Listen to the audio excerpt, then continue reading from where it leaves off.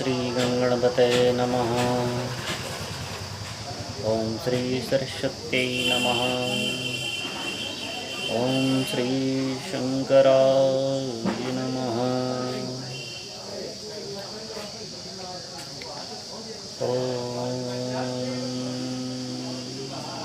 शंखेन्दुमतीव सुन्दरतनुं शार्दूलचर्माम्बरं कालव्यालधरालभूषणधरं गङ्गाशशाङ्कुप्रियं काशीशं कलिकल्मषोगशमनं कल्याणकल्पद्रुमं नौमीड्यं गिरिजापतिं गुणनिधिं कन्दर्पहं शङ्करं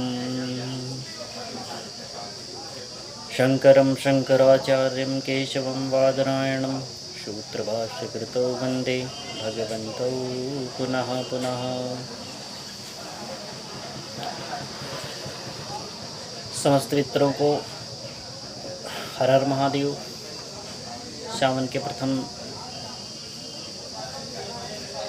सोमवार की बहुत अधिक हार्दिक शुभकामनाएं और भगवान महादेव से कामना करते हैं कि आप सबका मंगल करें, आप सबका कल्याण करें, क्योंकि शिव का तात्पर्य ही होता है कल्याण। शिव का तात्पर्य ही है कल्याण। जो कल्याण स्वरूप हैं वही शिव हैं, वही महादेव हैं, वही रुद्र हैं। मित्रों, अक्सर आप लोगों ने भगवान महादेव के एकादश रुद्रों के पूजन के बारे में सुना होगा और संभवतः आप में से कई लोगों ने एकादश रुद्रों का पूजन किया भी होगा, क्योंकि भगवान शिव के बारे में कहा जाता है कि भगवान शिव का सपरिवार पूजन किया जाता है और उस परिवार में उनके पुत्र गणेश जी, माता गौरी जी, ज्येष्ठ पुत्र कुमार कार्तिकेय, नंदीश्वर, सर्प इत्यादि भगवान रुद्र का पूजन समस्त इनके गणों के साथ में किया जाता है। और भूलवश यदि किसी गण का पूजन नहीं होता है तो भगवान रुद्र की गई पूजा स्वीकार नहीं होती है। इसीलिए सांगाय सायुधाय सवाहनाय सगणाय सायुधाय सपरिवाराय सांग सदा शिवाय नमः, इस प्रकार से निवेदन करके भगवान रुद्र का पूजन किया जाता है। तो आज मैं आप लोगों को भगवान रुद्र के प्राकट्य की कथा सुनाऊंगा। भगवान के जो 11 रुद्र होते हैं, तो उन एकादश रुद्रों के प्राकट्य की कथा मैं आप लोगों को सुनाता हूँ। एक बार क्या हुआ कि वायवी संगीता में, शिव महापुराण में, उत्तराखंड में ऐसा आता है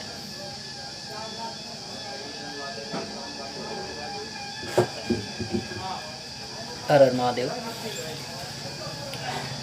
एक बार दैत्यों ने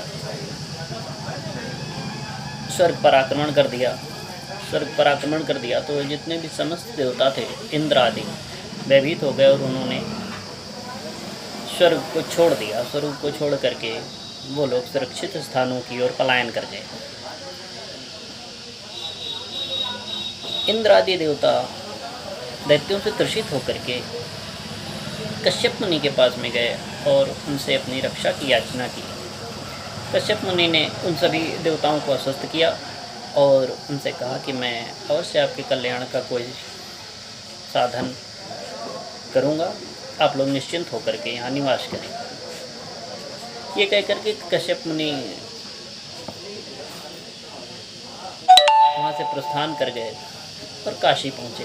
काशी पहुँच करके गंगा जी के किनारे कश्यप मुनि बैठ करके भगवान शिव की कठोर तपस्या करने लगे। उनकी तपस्या से प्रसन्न होकर के भगवान महादेव प्रकट हुए और प्रकट करके उनसे पूछा कि आप किस लिए तपस्या कर रहे हैं। कश्यप मुनि ने कहा कि हे देवादिदेव, हे भक्तवत्सल, मैं यहाँ पर बैठ करके देवताओं के निमित्त आपकी आराधना कर रहा हूँ। आप उनका कष्ट हरिए, दैत्यों से उनकी रक्षा कीजिए।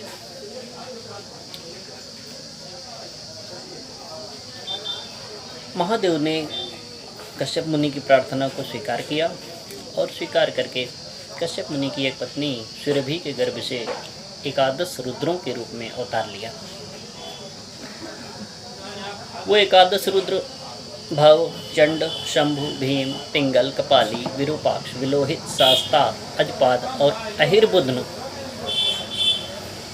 ये एकादश रुद्र भगवान के हैं। भव, चंड, शंभु, भीम, पिंगल, कपाली, विरूपाक्ष, विलोहित, शास्ता, अजपाद और अहिर्बुद्ध ये एकादश रुद्र भगवान के शरीर से प्रकट हुए और उन्होंने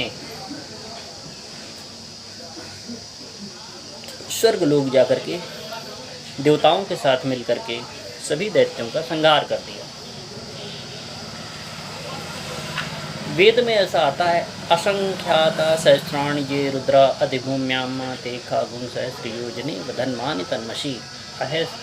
असंख्याता सहस्राणि ये रुद्राः, उन एकादश रुद्रों से अनेक असंख्य रुद्र प्रकट हो गए जो आज भी हैं और पृथ्वी पर विचरण करते रहते हैं और दुष्ट शक्तियों से भगवान महादेव के जितने भी भक्त हैं उनकी रक्षा किया करते हैं।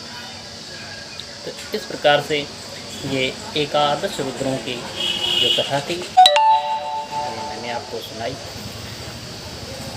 शिव महापुराण के अंतर्गत जैसा वर्णन मिला उस आधार पर मैंने आप लोगों को ये कथा सुनाई। और ये आप लोग विशेष तौर पर स्मरण रखें कि शिव जी का पूजन जब भी करें, चाहे पार्थिव पूजन ही हो, तो पार्थिव पूजन में भी एकादश रुद्रों का निर्माण अवश्य करें, क्योंकि किसी भी गण को छोड़ देने पर भगवान शिव की पूजा स्वीकार नहीं होती है। इन्हीं वचनों के साथ में भगवान महादेव आप सबका मंगल करें, आप सबका कल्याण करें। इसी मंगल भावना के साथ सबको पुनः एक बार श्रावण मास के प्रथम सोमवार की बहुत हार्दिक शुभकामनाएं। हर हर महादेव, हर हर शंभु।